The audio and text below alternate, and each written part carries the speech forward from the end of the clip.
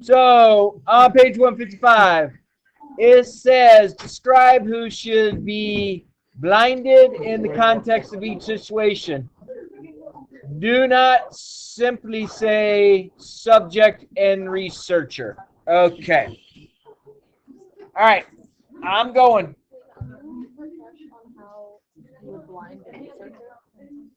Yeah, so you have your patient, the caregiver is also blinded. And then there's somebody behind the scenes who actually doesn't interact with either. Okay. All right, we wish to study to see which, ooh, we wish to see which two brands of chicken pot pie taste better. We invite a number of taste testers to participate and give their opinion. Okay, so I'm going to put in front of you two different pot pies. Yes, sir. So do you think you're going to know which pot pie is which if they look identical? No. They might just say, hey, this is A, this is B, or this is 1 and this is 2. So you want to conceal the brands? Yeah. Now here is a question. Do you think that the person who brought you out the pot pies is like, hey, this is Swanson's and this is Big Boys or whatever? I don't know. I think you should just blind the taste tester on that one. It could be a single blind scenario. So single blind, just blind the taste tester. I think we should be okay. We wish to do a study on caffeine and its effects on blood pressure. We give 100 randomly selected adults caffeine or non-caffeinated coffee, then measure their blood pressure 30 minutes later. I think that could be a double-blind experiment because, you know, if you bring the person over who's got the jitters because they had too much caffeine, this is the caffeinated one. You know, that might affect how you deal with it. So I think double-blind, both the person who's drinking the coffee and the person who is serving the coffee, both should be blinded, so it's a double-blind experiment. Number 3, we wish to do a study whether largemouth bass weigh more than northern pike in a local lake.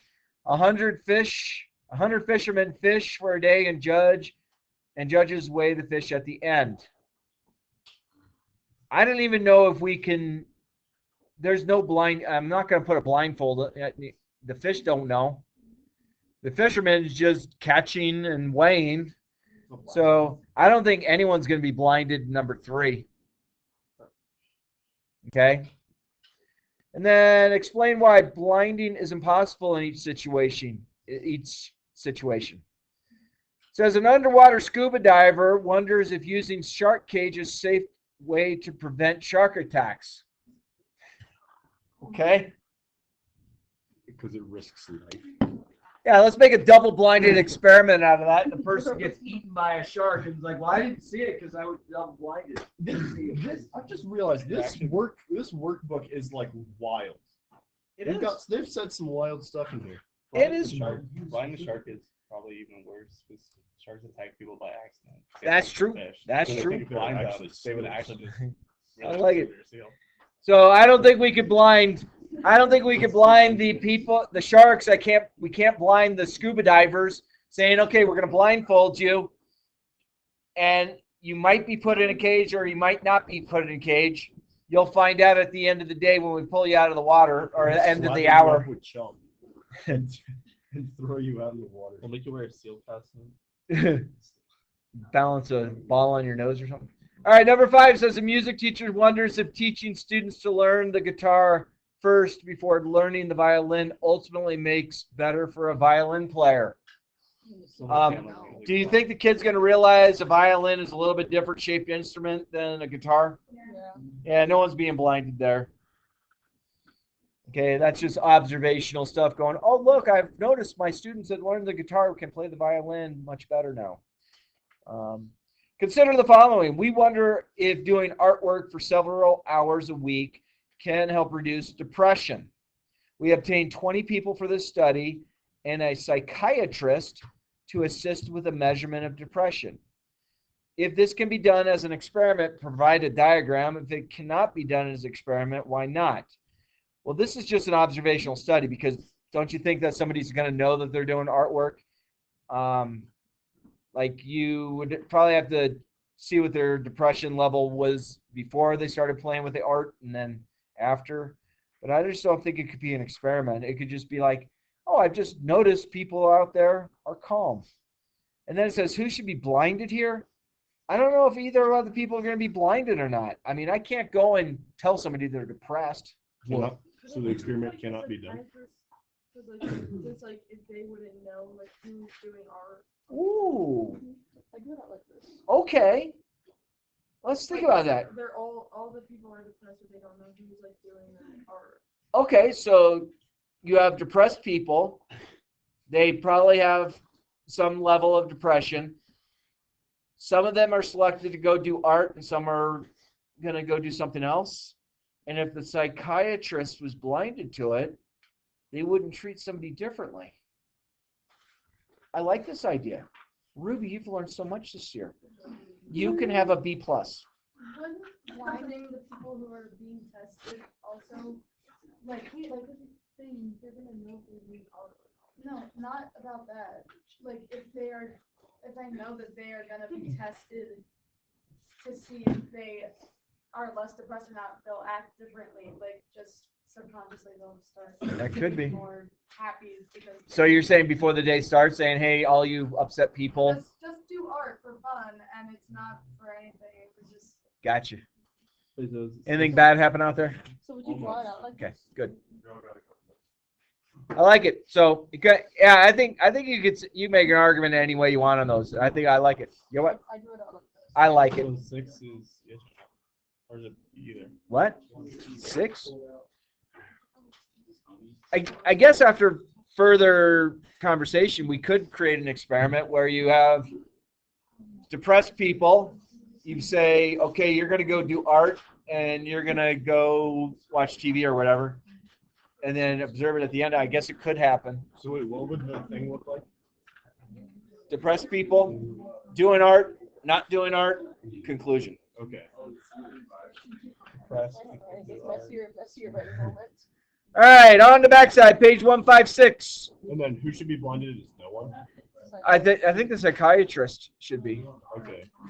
They don't know if the person did art or not. All right. Shh. Shh. Ready? Almost done. Shh. All right. We own a local restaurant. We own a local restaurant. We want people who live in the area to visit. We print 1,000 advertisements and send them out to many of the local houses, but are unable to send them to local apartment and condo complexes. Nonetheless, there are about 1,000 homes in the area that receive the advertisement and about 1,000 that do not. Meaning they were, is this an experiment? Why or why not? No, it's not an experiment. I put something out in society to see if someone wanted to come to me. It's not an experiment. Okay? It's called advertising. It's not really an experiment. Who, if anyone, should be blinded? Explain briefly. Yeah, I guess maybe the advertiser, but I don't know if anyone needs to be blinded.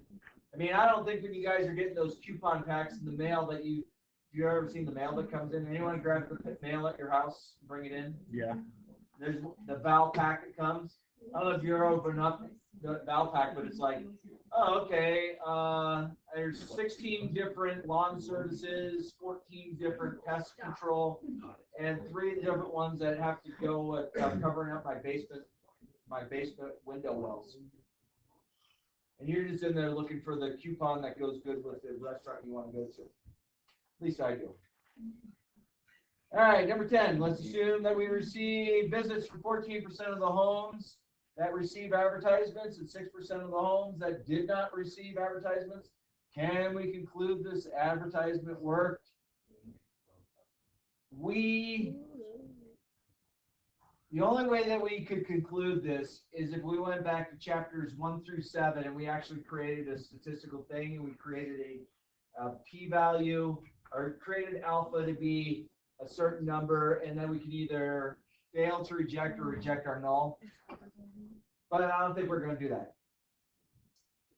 So So I'd say number 10. So can we say that this works? If we had set it up as a random stratified sample, we sampled 10% of our population, and then we basically did well, you got 1,000 people, we don't know what the mean is. So it could be a t-curve, a normal curve, or a chi-squared curve, probably, but we're not going to do that. And on the TV show Mythbusters, I used to love that show. They tested to see whether filling footballs with helium made them travel farther when punted. They brought in an NFL punter and had him punt 10 footballs filled with air and then 10 footballs filled with helium. The distance recorded was measured and compared. Is it a good thing they used one NFL punter to test this myth? No, probably should use more. Okay, there's quite a few NFL punters out there, or people who think they want to be a punter. Sure. Yeah. It does not matter though, because you're just comparing the distance between the air and the helium, not the actual distance itself. And that way you have more consistency. Yeah, but then I think we go back to the bias a little bit. Like, what if we got the worst punter in the league? Yeah, but then if he can only punch it so far, That's true. the helium would also go further. Yeah, I think you could argue it that way too. Like who should be blinded? The punter shouldn't know which ball they're getting. The punter is blinded. I mean, and then how might randomization be used in this circumstance? Okay, so you could have, you could basically somehow on each of the balls you have an indication that the punter can't see of which one has helium versus which one has oxygen or just regular air. All the balls could be put into a vat. They could be churning around and they could spit out one ball at a time for the punter. I don't know. Something like that. Randomize the balls. All right. There's certain things that sounded good when they were in my head, when they came out, they're just that's most of the day. All right, so that'll be handed in a moment. All right, H6, page 157. The restaurant industry has conducted studies to see whether giving an after dinner mint with the bill increases the amount of tip received by the waitstaff. One such study involved a specific restaurant chain in which 1,000 randomly selected bills were chosen, half of them to receive a mint with the bill and half of them not to receive a mint with the bill. At the end, the tips with the mint were significantly higher than the tips without the mint. The mind. The mind, yeah. Some meals were more expensive than others. Explain why this is not a problem in the study. Because tip is percentage. Yeah, tips based on percent, right? So I guess you'd have to know the percent tip you got that way. Is the placebo effect a possible confounding variable here? No. The table knows they got a mint or not. You drop off a whole bunch of empty wrappers saying, there were mints on this, but I ate them. Identify possible confounding variable in each circumstance. Explain the plausible relationship between this confounding variable and others in the study. Sales of sunscreen tend to rise when the sale of ice cream increases. Therefore, we might argue that selling more ice cream will lead to increased sale of sunscreen. So confounding variable there is it hot out? Is the sun shiny? Okay. Are you close to a beach? All those kind of things. You got some weird things in place there. If you want it very isolated. I mean, if you went to the beach, I would imagine if you had a booth set up that had sunblock and ice cream, and you're at the beach, it's going to go really well. If you went to, up to Alaska in the middle of the winter and you were selling ice cream and sunblock, you might not have as good a success. That or people would go to your booth when you're in the middle of Alaska in a blizzard going, this is hilarious. You're selling ice cream and sunblock? I might as well buy from you. All right, have you guys seen the thing where there's a little video out there? There's a little kid standing on that side of the road, and he's got a sign that says "Warning: Radar and Use Ahead." And the cops go up and say, "Hey, that's illegal to do." He goes, "Well, no one's doing radar down the road. You know, why do you keep doing it? Because the tips." So, What's radar? you know, checking your speed. Oh. Yeah, speed trap. I don't know. What All was right. What? I don't know. I mean, it might be a good summer job. You guys let me know how it works out. Like, Sure, I was able to buy a Corvette by the end of the Just summer. catch people who are speeding. Listen, I might get a good hold of a sign. But he's not faking. Hey, so a study of 2,000 people with high blood pressure shows that monitoring your blood pressure every day results in lower and healthier blood pressure. Therefore, people who are encouraged to monitor blood pressure every day. Okay, if you monitor your blood pressure and it seems like it's a little high, you might choose to do on that day some activity that would lower your blood pressure. You know, you might choose to do yoga. You might choose not to go to, watch Metallica this summer. Things like that.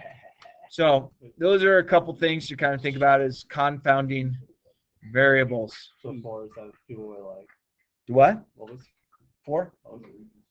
So a study with 2,000 people with high blood pressure monitoring blood pressure every day. Therefore, people are encouraged to monitor their blood pressure every day. So if you're monitoring blood pressure, other variables are your blood pressure is actually lower in the morning than it is in the afternoon. So time of day might screw things up. Activities during the day. Activities during the day. Did you come across the most stressful situation on earth? All these different kinds of things. Did you lace your blood with 4 gallons of milk? I think you're on to something, pal. Yeah. That says a study shows that eating a small chocolate right before taking a test often improves performance on tests. How much chocolate you had before the test? Yeah. Before taking Like- that We had chocolate? different Like, directions with did that. really? What was yours? Did you study? Yeah. Did you study is a good one. Yeah. There are certain variables on there. I mean, if I were to tell you guys, hey, look, if everyone's here on Monday, everyone gets a $100 bill from Stirrup, there ain't no one's gonna miss. But if one person misses, then you all have to give me $5. So there are different variables. And I don't know how that's related. It sounds kind of funny. Does a person feel more calm and stable in life? A study is performed to see what owning a pet is a good way to reduce anxiety. An analysis of 100 pet owners shows that people who own pets tend to have less anxiety. So I would say this: people who own pets, they might live in a different home. They might live in a home with a bigger yard. They might live in out in the suburbs versus in the city. Yes, there are people who have animals that live in the city. So there's some variables there to worry about: is location, location, location. Identifying a plausible confounding variable in this analysis. Well, people might live in a different location. Like if you lived in a 1-bedroom apartment downtown Denver, you might not have yourself a 150-pound dog. I mean, you might, but you also might live in a more people that live in the suburbs or the country are more likely to have animals, might be less stressful living out there. So plausible confounding variables in this analysis. Okay, again, I think location of where you live would identify if you have an animal or not. Explain what researchers need to do to improve this research. I'd say they probably need to do some sort of experiment where they find 10,000 randomly selected people, whether they live in the city or in the suburbs. They probably should test their anxiety in the beginning and then bring them a cute puppy. I don't know.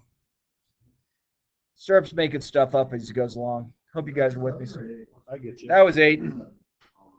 7, confounding variable in the analysis. Again, I think 6 and 7 are about the same. Location, where you live. explain.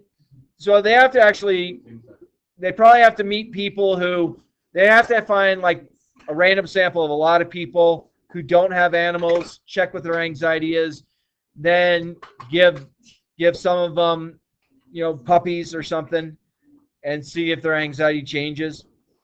Or we could just give all those people rattlesnakes as pets and see how their anxiety changes. All right, schools that are not on block schedule tend to perform better on college readiness measures such as ACT and PLAN scores. Schools that are not on block schedule. Okay, so a confounding potential problem here is you came to Cherry Creek High School because either you wanted to be here or you lived in the area and this was the neighborhood school that you needed to go to. You didn't have a choice to be on block schedule or not. We just met with you guys every day, which in Stirrup's humble opinion, I so much prefer to see you all every day than sitting here for 90 minutes for every other day. I agree.